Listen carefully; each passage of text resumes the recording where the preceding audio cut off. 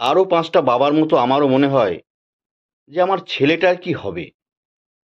একদম পড়াশোনা করে না, সারাদিন টোটো করে ঘুরে ঘুরে বেড়ায়।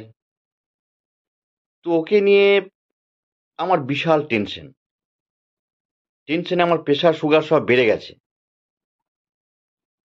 এখন যা চাকরি বাকরির অবস্থা, কাজকর্ম কোথাও নেই, ছেলেটা ভবিষ্যতে কি করবে।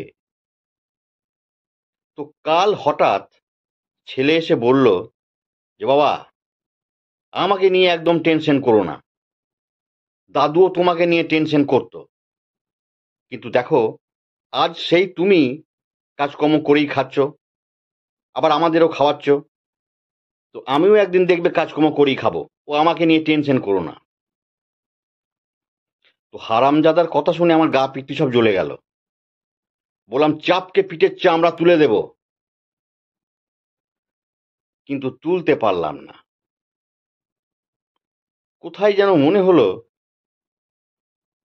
যে কথাটা তো ভুল বলে নাই।